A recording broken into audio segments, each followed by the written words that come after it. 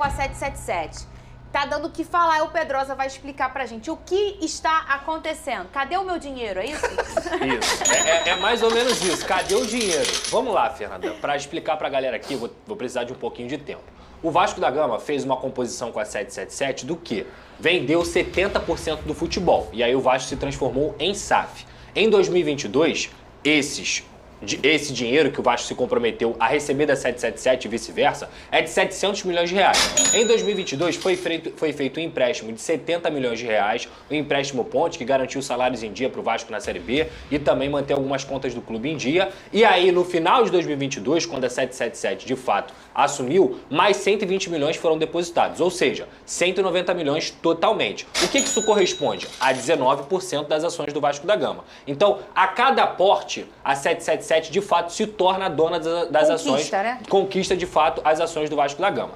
Para esse ano, a 777 tinha que depositar e tem que depositar contratualmente 120 milhões de reais, ou seja, depositou 190 já e tem que depositar mais 120 esse ano, ao longo dos próximos anos tem que depositar o resto, para poder ter o quê? Mais 12% das ações. De qualquer forma, como é um contrato, já está controlando o clube. Esse dinheiro tinha que entrar, Fernanda, até o dia 5 de setembro, contratualmente. Tudo bem, o Vasco esperou, esse dinheiro não entrou, eles falaram que ia pagar dia 23 de setembro. Não entrou. Por contrato, a 777 tem uma carência de 30 dias para poder fazer esse depósito. Ou seja, hoje tem que entrar os 120 milhões. No caso, 90 milhões, porque em julho eles adiantaram 30 milhões. Então a 777, hoje, dia 5 de outubro, por contrato, depois de passar a carência, tem que depositar 90 milhões de reais nas contas da Vasco SAF, que é a empresa do Vasco da Gama. Se esse depósito não acontecer, o Vasco da Gama, como associação, como acionista de 30% ainda, que vendeu para a 777, tem o direito de buscar a recuperação do clube, porque eles vão estar infringindo o contrato. A 777 ainda terá mais 30 dias para quê? Para fazer o pagamento e recuperar essas ações. Mas se o depósito não acontecer hoje e o Vasco, como sócio minoritário, que é a associação, quiser recuperar o clube, pode começar agora. Pode começar agora isso acontecer. E, por contrato, a 777 só pode atrasar as parcelas dos negociamentos uma vez. Que já aconteceu. Que está acontecendo. Entendeu? Então, a partir de agora, para os próximos anos, a 777 não pode mais atrasar. Mas você acha que pode acontecer de dar uma... Não é algo descartado, Fernanda. Se eles não depositarem hoje, eu não duvido nada da associação se movimentar para poder buscar o futebol. Acho que vai acontecer? Não. Acho que eles vão, nesses mais 30 dias, recuperar e pagar. Até porque seria jogar dinheiro no lixo, o que eles fizeram anteriormente. Mas a situação hoje é essa. A 777 precisa depositar 90 milhões de reais para cumprir o contrato com o Vasco da Gama. Não sei se você concorda comigo, mas seria o momento ideal para aqueles que estão no Vasco, que são contra a SAF ainda, tirarem proveito da situação e tentarem tirar a SAF. E é ano de eleição, né? É ano de eleição, exatamente. Não tem o que fazer, Fernanda. Ninguém que está na associação hoje é contra a SAF. Aliás, eu já falei aqui, eu não sou contra a SAF. A SAF fez o Vasco ter condições de hoje ter um time, respirar, de pagar salário. O problema é essa inadimplência. A gente já teve casos de transfer ban, a gente está tendo um caso aí de atraso. Isso é muito feio, isso é muito ruim para a imagem. Por mais que eles paguem hoje, já vai ficar o quê? Porra, eles atrasaram 30 dias. E se eles fizerem, durante os próximos 30 dias, até dia 5 de novembro, esse processo de recuperação para poder pagar, é muito ruim também. Por quê? Porque tá aí, tá no noticiário. A gente tem que estar aqui falando sobre essa situação. Atrasar, Fernanda, não é normal. Não é normal. E não é legal também, né? Foi o que você falou. Você passa uma mensagem pro mercado do futebol que não é uma mensagem positiva, exatamente. Vene. Por exemplo, um jogador está sendo disputado pro Botafogo, que é SAF também, e Vasco. Aí, esse jogador ele vai sentar com a família dele. Pô, e aí agora? O que eu escolho? O Botafogo não tem esse noticiário. Independentemente da questão esportiva. Esquece, exatamente. Aqui, o Botafogo não tem esse noticiário de dever, de inadimplência. O Vasco tem.